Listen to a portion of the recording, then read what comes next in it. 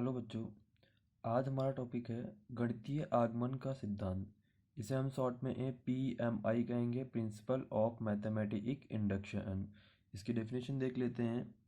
PMI के अनुसार यदि प्रत्येक प्राकृत संख्या n के लिए एक कथनों का समुच्चय Pn हो तो यह कथन सभी प्राकृत संख्याओं के लिए सत्य होगा यदि यह तीनों कंडीशन इनको अप्लाई करे तो पहली कंडीशन क्या है कि n इक्वल टू 1 के लिए वो कथन P1 भी सत्य होना चाहिए।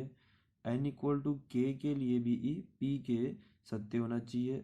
और तीसरी condition n equal to k plus 1 के लिए भी P k प्लस 1 सत्य होना चाहिए। अगर ये तीनों कंडीशन उस क्वेश्चन में प्रूफ हो जाती है तो वो कथन सभी प्राकृत संख्याओं के लिए सत्य होगा।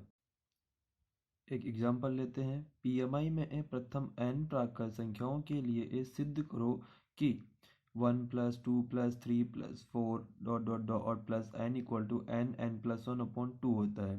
हम जानते हैं कि ये हमारी क्या है, काउंटिंग है, गिनती है, जिन्हें जोड़ा जा रहा है और इसका असम ये निकल रहा है। तो ये इसका एक कथन हो गया है, इसका एक सूत्र से अप्लाई कर सकते हैं।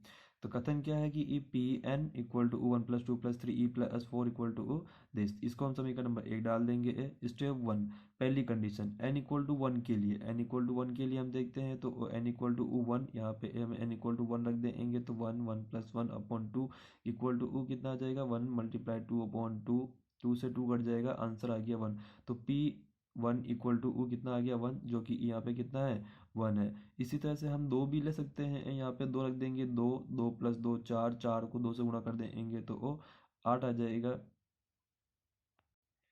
सॉरी बच्चों, यहाँ पे 2 प्लस 1 है, 2 प्लस 1 आ जाएगा। 2 प्लस 1 कितना हो जाएगा 3, 3 को 2 से गुणा किया 6, 6 में 2 का भाग लगा देंगे तो कितना आ जाएगा 3, जो कि कितना हो जाएगा 2 प्लस 1 3 आ रहा है। तो इसका मतलब ये पहली का पहले शर्त तो इसकी कंप्लीट होती है। दूसरी शर्त क्या है कि n इक्वल टू के लिए भी ये अपने आप ही सत्य हो जाएगा। तो पी के इक्वल टू के प्लस 1/2 कर दिया जाएगा। और समीकरण में एक से देख लेंगे तो 1 plus 2 plus 3 plus 4 equal to k plus 1/2। कुछ नहीं करना है, केवल n की जगह पे एक k पुट करना है। तीसरी कंडीशन n इसकी है हमारे पास। अब n equal to k plus 1 के लिए भी ये सत्य होना चाहिए। समीकरण 1 से यहाँ पे n की जगह पे k प्लस 1 रख देंगे तो 1 plus 2 plus 3 plus 4 plus k plus 1, एक कदम आगे का। यहाँ तक तो ओ पहले था ही, उसके आगे एक कदम आगे और हो जाएगा तो k प्लस 1 इक्वल टू, यहाँ पे जहाँ पे भी इस समीकरण 1 में n दिया हुआ है वहाँ पे k प्लस 1 रख देंगे तो k प्लस 1 प्लस 1/2 हो जाएगा। अब मैं ये इसका LHS, ये RHS, अब हमें इसको प्रूव करना है। तो LHS हम ले लेते हैं, ये हमने ले लिया। यहाँ पे इस पूरे की वैल्यू उस समीकरण नंबर 2 से रख देंगे, जो कि क्या आई थी k प्लस 1/2 प्लस ये k प्लस 1 ऐसा कैसे आ जाएगा। इसका एलसीएम लेकर के हम सॉल्व करेंगे तो वो यहाँ पे 2 इसका एलसीएम आ जाएगा। और ये इसको सॉल्व कर लिया। k प्लस 1 दोनों में से कॉमन निकाल दिया तो क्या बाकी रह जाएगा k यहाँ से बाकी रह जाएगा 2, तो k प्लस 1 और ये बचेगा k प्लस 2। इस 2 के हमने लिखा 1 प्लस 1, क्या लिखा हमने 1 प्लस 1, ताकि ये इसकी तरह से दिखने लग जाए हमारे RHS की तरह है। तो ये पे k, तो k प्लस 1 तो एक यहाँ पे आ गया, और जो प्लस 1 एक बचेगा अब उसको प्लस 1 पीछे लिख दिया है। तो ये आ गया पूरा हमारा RHS की जैसा। और ये LHS और RHS प्रूफ हो गए। इसकी तीनों शर्त पूरी कंप्लीट होती है। अतः n equal to k plus 1 के लिए भी p k प्लस 1 सत्य है। दिया गया कथन सभी प्राकृत संख्याओं के लिए सत्य हो जाएगा।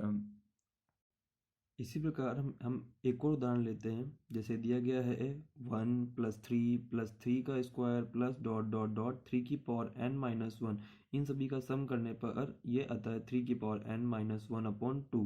ये किसी भी प्राकृत संख्या के लिए सत्य होगा, ऐसा हमें सिद्ध करना है। तो कथन हमारे पास हो गया Pn equal to 1 plus 3 square plus dot dot dot 3 की power n-1 equal to this equal to उस समीकरण फर्स्ट कर देंगे इसे।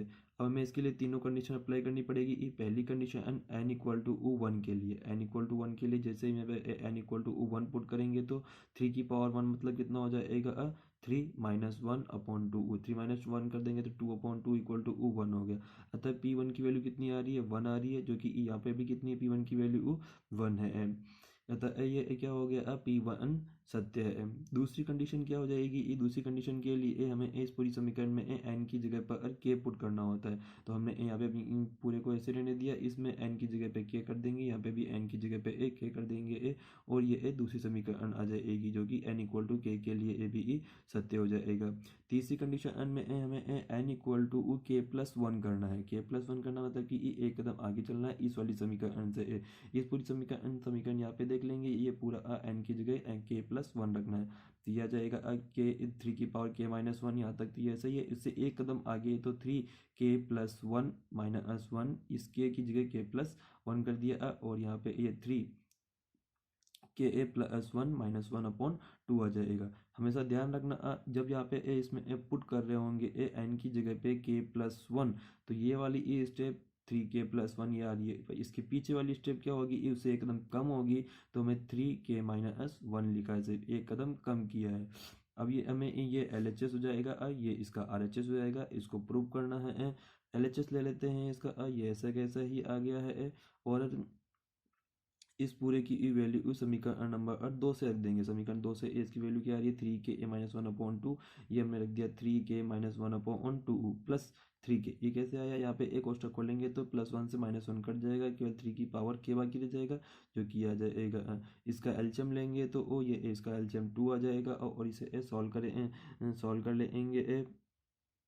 सॉल्व करने के बाद में यहाँ पे 3 की पावर के ये भी 3 की पावर के, ये 2 दो बार है, ये एक बार, दो और कितना होगा 3 बार, तो 3 मल्टीप्लाई 3 की पावर के -1 हो जाएगा।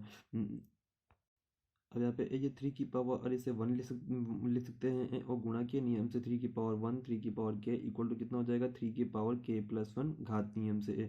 तो ये से हमने लिख दिया 3 की पावर के प्लस 1 -1 अपॉन 2, जो कि क्या है हमारा RHS है। अगर अतः क्या हो गया, LHS और RHS बराबर हैं, अतः n बराबर के प्लस 1 के लिए भी पी के प्लस वन सत्य है। अतः दिया गया कथन सत्य होगा, और सभी प्राकृत संख्याओं के लिए ये सत्य होगा।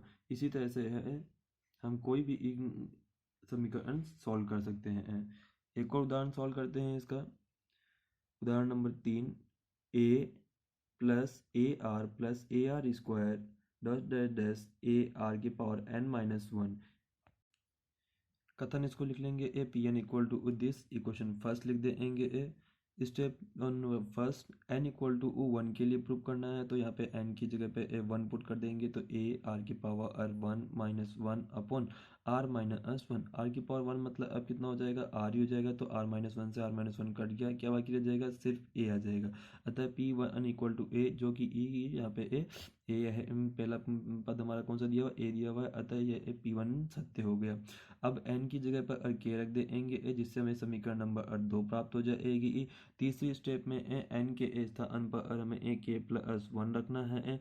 n के स्थान पर k+1 रख देंगे तो ये समीकरण नंबर 2 में जैसा दिख रहा है कि यहाँ तक तो ये ऐसा कैसा लिखना है आपको, और फिर n की जगह पर k+1 कर दिया, और इस समीकरण यहाँ पर ये n की जगह पर k+1 कर दिया जाएगा, और k+1 कर देंगे। अब यहाँ पे ये LHS हो जाएगा, ये वाला RHS हो जाएगा, और अब अपने को LHS और RHS को इक्वल प्रूव करना होता है। ये ले लेंगे इस पूरे ए में यहाँ से लेकर के यहाँ तक की ई वैल्यू, तो हम समीकरण नंबर 2 से लिख देंगे, जो कि ई आ जाएगी ए के आर की पावर के-1 अपॉन R-के प्लस ए आर की पावर के। एल्शियम ले लेंगे R-1, इसका एल्शियम आ जाएगा, और ये इससे मल्टीप्लाई हो जाएगा। ये यहाँ पे एक कोष्टक खोल देंगे तो AR की पावर के-1 को ऐसे किया तो ये आ जाएगा। इधर भी कोष्टक खोल देंगे तो ये दोनों कोष्टक खुल जाएंगे। ये दोनों सेम है, लेकिन प्लस माइनस के सिंबल आ रहे हैं, दोनों कट जाएंगे। फिर इसको आगे लिख दिया है, इस -a को हम पीछे लिख देंगे। दोनों में से एक कॉमन निकल रहा है, तो कॉमन निकाल दिया, क्या बच जाएगा, R की पावर k+1 अपॉन R-1, जो कि क्या है हमारा RHS है, और LHS और RHS इससे बराबर हो जाएंगे, और कथन ये सिद्ध हो जाएगा। इस तरह से आप गणितीय आगमन सिद्धांत से प्राकृत संख्याओं के लिए कोई सा भी इक्वेशन इस तरह से आप सॉल्व कर सकते हैं। इस तरह से आपको ये 3 स्टेप सॉल्व करनी होती है। पहली स्टेप n इक्वल टू के n इक्वल टू 1 के लिए, दूसरी n इक्वल टू के लिए, और तीसरी बार n equal to k plus 1 के लिए, जहाँ पर आपको LHS और RHS प्रूव करने होते हैं।